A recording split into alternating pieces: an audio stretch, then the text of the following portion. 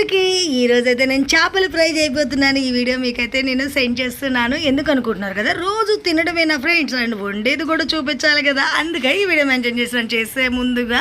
And friends, మన channel ఎవరైనా first time చూస్తున్నట్టుంటే మాత్రం ప్లీజ్ సబ్స్క్రైబ్, అలాగే మీకు నచ్చిన వాళ్ళకి కూడా షేర్ చేయండి. ఎందుకంటే మీరు సబ్స్క్రైబ్ చేస్తే నేను ఇంకా ఇలాంటి వీడియోస్ ఎన్నెన్నో చేస్తానన్నమాట.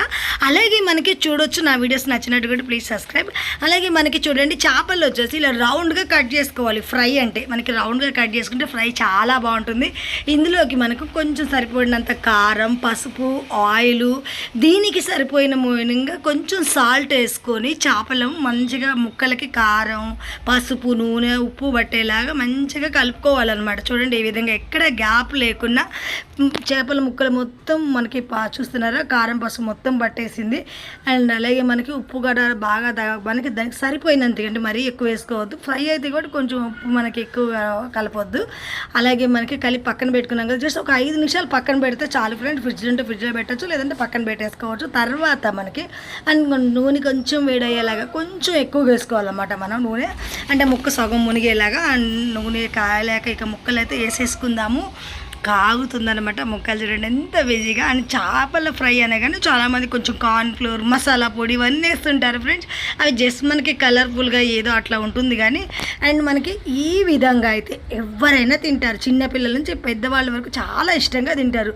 తక్కువ ప్రైసీగా, తక్కువ కారంగా, మంచిగా టేస్ట్ చాలా చాలా బాగుంటుంది. అండ్ స్పెషల్లీ మీకు దీన్ని క్లీన్ చేసుకునేటప్పుడు అయితే మాత్రం ఫ్రెండ్స్, ఒక నిమ్మకాయ తీసుకొని, మనకి చేపలంతా క్లీన్ అయిపోయాక ఒక నిమ్మకాయని తీసుకొని ఒకసారి నిమ్మకాయ రసం పిండి క్లీన్ చేసుకున్నారంటే, కొంతమందికి చేపలు అనగానే కొంచెం నీసు స్మెల్ వస్తుంది కదా, ఆ స్మెల్ రాకుండా చాలా బాగుంటుంది అనమాట. స్మెల్లే రాదు ఇంకా.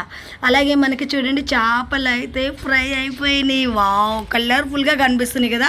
కార్న్ఫ్లోర్ ఇవన్నీ వేయాల్సిన అవసరం లేదు ఫ్రెండ్స్. మంచిగా వేగినాయి అంటే చాలా బాగుంటాయి అనమాట. అసలు ఇప్పుడు ఇవన్నీ కొంచెం చల్లగా అయ్యాక అసలు కర్రా ఉంటాయి ముక్కలు. తింటుంటే కూడా చాలా టేస్ట్గా ఉంటుంది.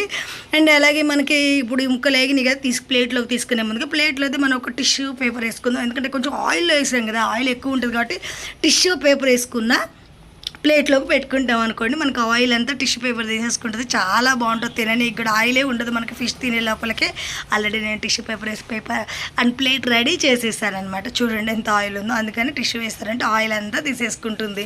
అండ్ ఒక 5 నిమిషాలు 2 నిమిషాలు లాగా తిన్నామంటే అబ్బా, చేపల ఫ్రై అంటే ఇలా ఉంటుందా అనిపిస్తుంది.